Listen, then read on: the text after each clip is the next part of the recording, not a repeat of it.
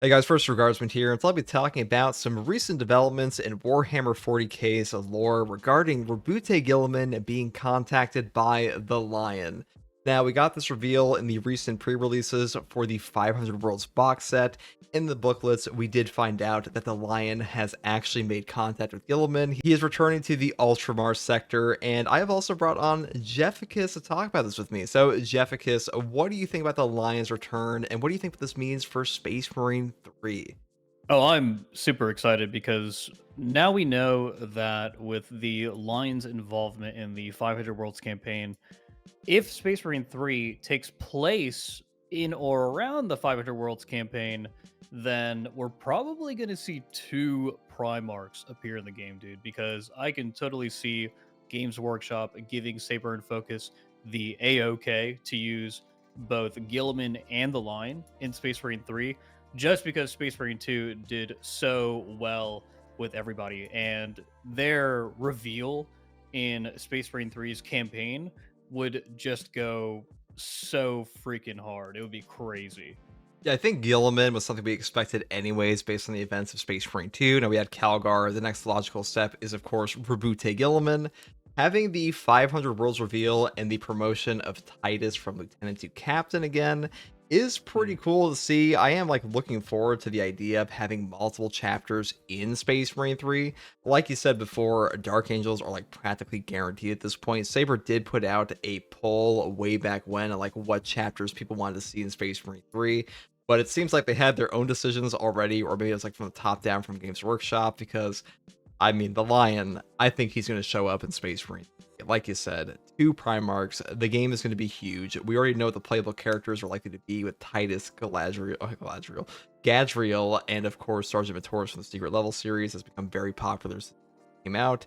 And I'm excited, dude. I think Dark Angels and Space Marine 3 is a huge thing because that is one of the most entertaining chapters to interact with Ultramarines. Yeah, not only that, but it seems like they're doing much bigger setup, not just for like Space Marine 3, but they've really got their work cut out for them because the Dark Angels are also appearing in Dawn of War 4. You know, me, I'm a huge Blood Raven stan, but it's really awesome seeing the Dark Angels appear in a video game, especially in a sector of space that is seemingly out of the way when it comes to the grand scheme of things, especially when we talk about something like 500 Worlds.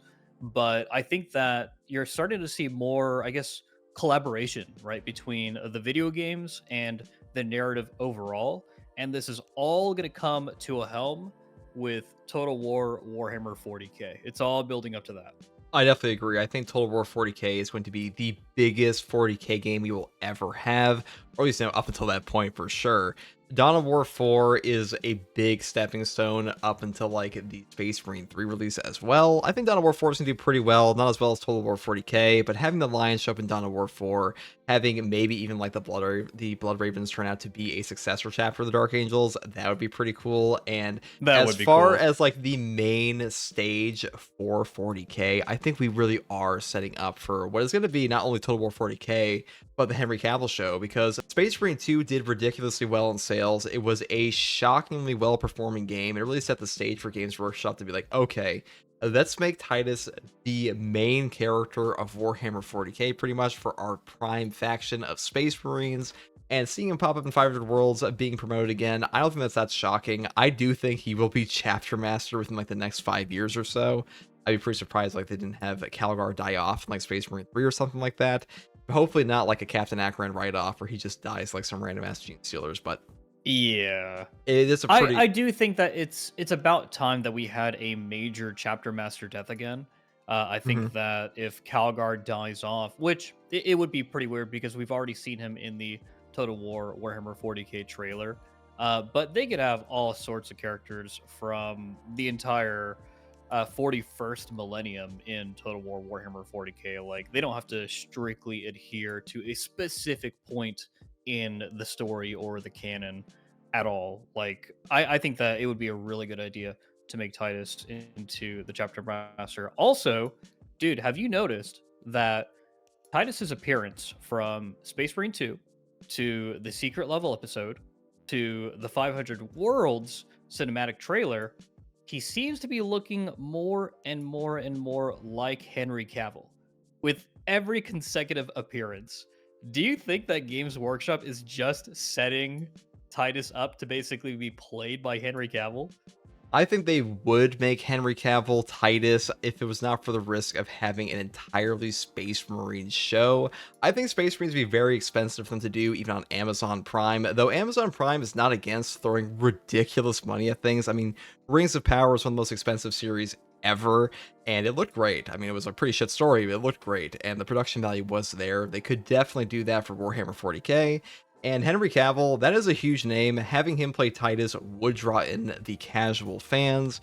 And really, I think it would be good for 40k to have like a name and a face attached to it. I mean, Henry Cavill's kind of already there, Oh but yeah. in general, having Henry Cavill be directly linked to a show like that as the titular character, or not titular character, but like the prime character of Warhammer 40k for this point, I think it'd be pretty good. I think that'd be a pretty good idea. Yeah, I think about the success of The Witcher and how over on Netflix it's not really doing so well anymore. At least the last time I checked in on it, it wasn't really doing so well. Mostly because Henry Cavill just isn't there. Not only is he exceptional in that show because he takes the show extremely seriously, and he takes his role as Geralt as extremely seriously, but I think that he has a massive following of nerds and neckbeards, myself included, who love seeing him when he's passionate and acting in roles that he knows a lot about. And we know that Henry Cavill is a massive Space Marine 2 fan. He was posting about it on his socials when the game first came out, and of course, he is just a massive 40k fan in general. I mean, he has a lot of pull at Games Workshop, I'm sure. Like, he is a big name. A lot of people know him. He is a prime Hollywood actor that is willing to go out of his way to, like, pull through these nerd hobbies and make content for them and, like, really push for these things. I don't think we'd be getting a show at all if it wasn't for him. So hopefully Yeah. he does push for Titus. I think that'd be really good for 40k as a setting. Some people might not like the idea that 40k is going to be like a fully Titus thing, like Titus is going to be too popular, but to be honest, guys, I think that having Titus be at the forefront, having some kind of mascot for 40k is really good for the franchise, and obviously Games Workshop thinks that as well because we're getting box sets for him, we're getting models for him, we're getting entirely new animated things like secret level for him, so they really want him to be in the forefront of all of 40k. I'm sure he'll be in Total War 40k as well. And for Space Marine 3, I'm looking forward to seeing him alongside all the other characters there. So that's a good thing for the franchise in general, just to have Henry Cavill really push for this. And if that means a Space Marine show, I'm all for it. Not only that, but I think that we need to, if we want to have our Necrons and our Orcs and Tyranids and everything else like that one day, or Eldar, whatever you're a fan of, if you ever want to see that on the big screen, so to speak, you've got to take baby steps and you've got to introduce the rest of the mainstream to the setting because Warhammer 40k is extremely weird. So if we want Jack Black to voice act Gazcool one day, then we really got to take our time with this. We got to do it right. That's a great point. Like, you have to have your Iron Man 1 before you can have your Avengers Endgame. As they say, Exactly. like, Yep. you can't just jump into the crazy shit. And I feel like Space Marines in general are a good faction for that reason. Just because Ultramarines, they're just super soldiers for the most part. There's something like super crazy Exactly. about Yeah. them. There's nothing like ridiculous, like they aren't vampires, they aren't werewolves and stuff like that. And having them be at the forefront, I think it is good for the franchise. I think that having the other characters show up in Space Marine 3 will get more casuals, be like, oh, there's another chapter. We have the lion this time. Who's this? Yeah. Why do these guys look like old knights? Why are they all in dark green? Why are they calling themselves Dark Angels? I think that'd be really good Mhm. for the entire franchise, and Space Marine 3 especially, because I hope to see more than just a lion in Space Marine 3. I hope to see Blood Angels and stuff like that as well, but we'll see how that goes. As far as another thing people have been bringing up, I've seen some people talk about the idea of Hope returning to 40k as a setting, and whether or not that is good for the franchise. What do you think about that? You think it's good to have like a little bit of a movement from the Grim Dark? I think that for the most part, we've always had hope in the setting in one form or another. A lot of people point at Tau, right, as being something that just seemingly completely breaks from the grim darkness of Warhammer 40k. But for the most part, I think that the writing direction has been good. For example, I read Ashes of the Imperium recently, and I thought it was great. I thought it was fantastic. Don't want to go into any spoilers because that book is fresh off the press, but it portrayed the Primarchs really well. And I think that it represents just another step in the right direction for the characterization of these guys and their eventual return to the setting, right?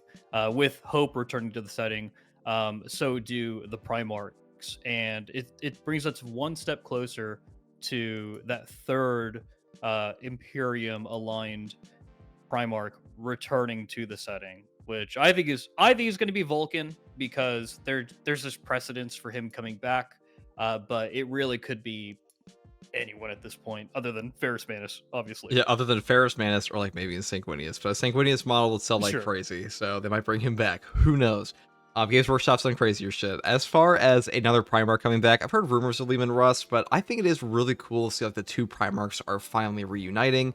Mainly because Guilliman has just been the de facto ruler of the Imperium like ever since he came back.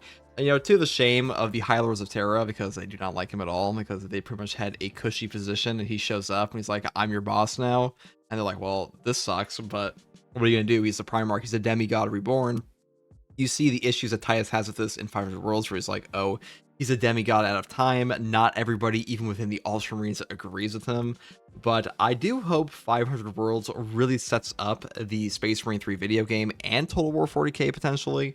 Because 500 Worlds, it is a narrative box set primarily. Like, it's a pretty small overall, like, thing of Necrons and the Wardens of Ultramar.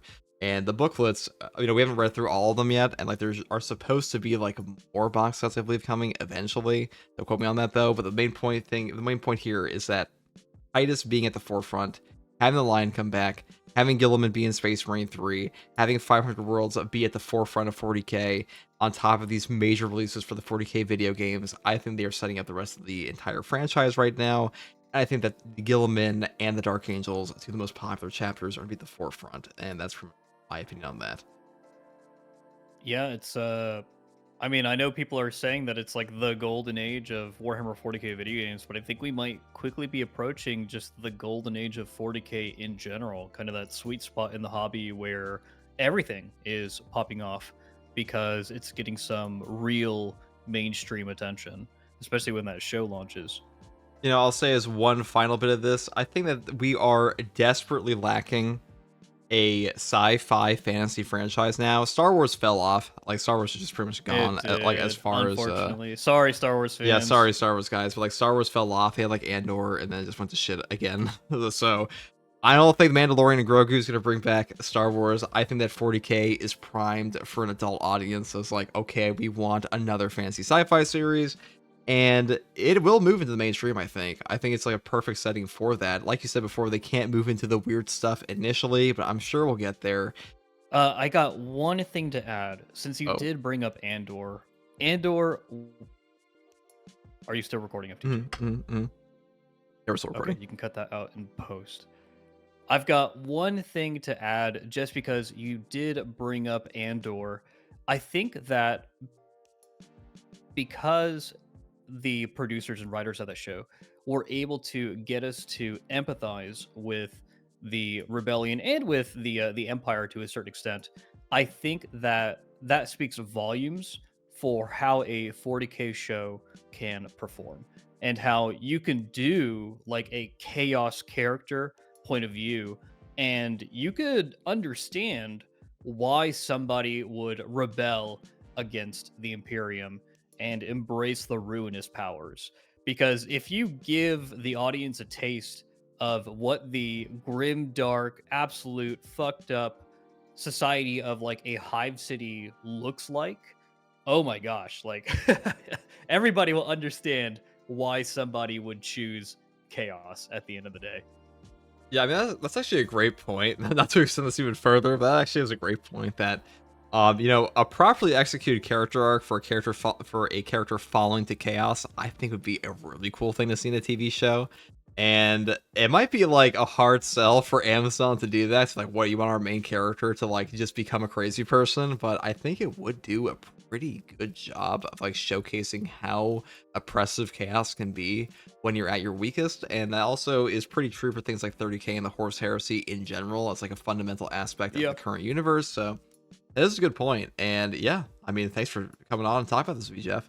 I am really looking forward to 500 Worlds and the rest of the reveals we get from this. And hopefully we get more in Dawn of War 4, Space Marine 3, and of course Total War 40k. And as always, guys, if you like content like this, subscribe for more and subscribe to Jefficus. And thank you again, Jefficus, for coming on and talking about this with me. Absolutely. And that is all, guys. Take it easy. Bye. The Emperor protects.